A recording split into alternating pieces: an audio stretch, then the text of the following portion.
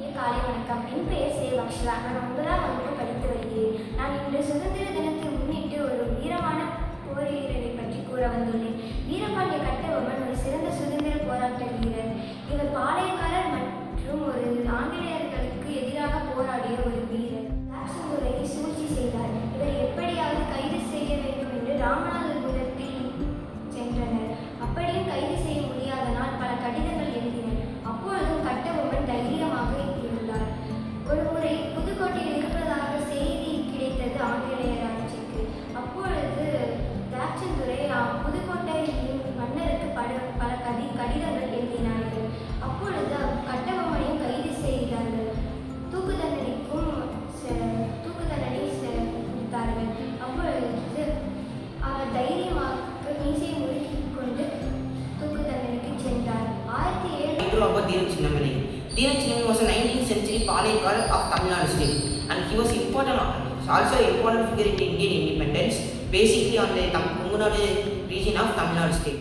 My ideas, they can crush my body, but they cannot crush my spirit. And also he inspires generations through two bombs on Delhi in the visitors gallery, and he was arrested. Bhagat Singh rejected non-violence methods, which was under Indian National Congress, which was led by Mahatma Gandhi was born on October 7, 1869 in Gujarat.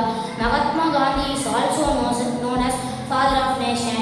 He went to London for higher studies, and he also went to South Africa for practicing law, and he came soon to India, and he joined in India struggle in independence, and he against British. Now I going to tell small story about Mahatma Gandhi. Mahatma Gandhi was traveling to Madurai. In traveling time, he saw many agriculture people are working in field. He saw the people and he stopped the car. He went near to them. Why you are wearing only vesti? He asked to them. They told we are very poor. That's why we cannot wear shirt and kurtas. And Mahatma Gandhi also remembered that, and he stopped to பற்றி கூற வந்துள்ளேன். 1801ஆம் ஆண்டு November 16ஆம் தேதி பாஞ்சாலம் குறிஞ்சியில் இடிந்து போன கோட்டைகள், மணல் மேடைகள், திகழும் மாளிகைகள் பிரச்சாரத்தை தொடங்கி வைத்து பல இடங்களை கைப்பற்றினார். ஊமதுரை கொரில்லா தாக்குதலின் மூலம் ஆங்கிலேயர்களை விரட்டியடிக்க முடிவு செய்தார். அதனால் 36 ஆங்கிலேய வீரர்கள் அனுப்பப்பட்டனர். அதில் 36 பேர்களையும் கொன்று ஊமதுரையும் அவரது படை வீரர்களும் வென்றனர். மற்றும் அதை கண்ட ஆங்கிலேயரின் தலைவர் சென்னை, கல்கத்தா போன்ற இடங்களில் அதிக வீரர்களை அனுப்பி வைத்தார். ஊமதுரையின் தலைமையால் வீரர்கள் நன்கு செயல்பட்டதால் அவர்களை தூக்கிலிட முடிவு செய்தனர். அதை கண்டு ஊமதுரை எந்த ஒரு பயமும் காட்டாமல் என்ன சொன்னார் என்றால் நான் எங்கு பிறந்து வளர்ந்தவனோ, எங்கு உணவு உண்டு அமர்ந்திருந்தனோ அந்த இடத்திலேயே நான் இறக்க வேண்டும் என்று கூறினார். அதனால் அவரை 1801ஆம் ஆண்டு நவம்பர் 16ஆம் தேதி தூக்கில் மேடையில் ஏறினார். நன்றி. முத்துராமலிங்க தேவரை பற்றி கூற வந்துள்ளேன். முத்துராமலிங்க தேவர் 1841 பிறந்தார். இவருக்கு கத்தி பயிற்சி மற்றும் ஈட்டி எய்தல் மற்றும் யானை ஓட்டுதல், குதிரை ஓட்டுதல் என்கிற தற்காப்பு கலைகள் இவருக்கு தெரியும். ஆங்கிலம், தமிழ் மற்றும் தெலுங்கு மற்ற மொழிகளும் இவருக்கு தெரிந்தவை. பெரியார் இவரின் பேச்சு திறமையை கண்டு புலிபோல் பேசுபவர் என்று கூறியுள்ளார்.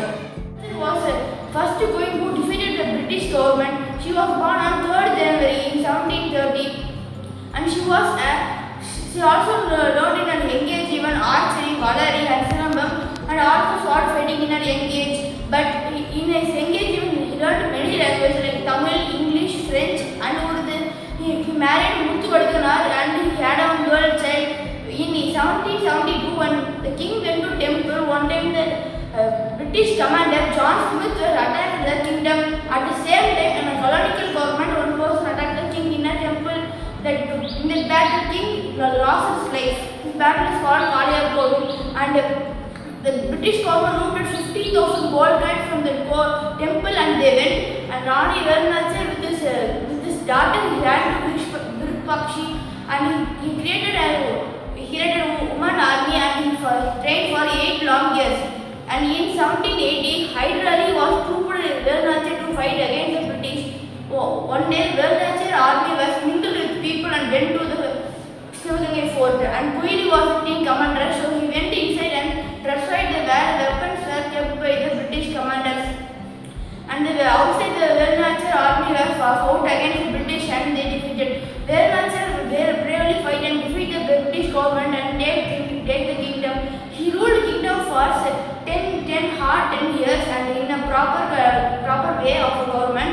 And she died on 1796. He was a grateful woman. It is a woman who inspires every woman. British ஆட்சிக்கு எதிராக முதலில் இந்தியாவில் குரல் கொடுத்தவர்களை எதிர்த்த மாவீரன்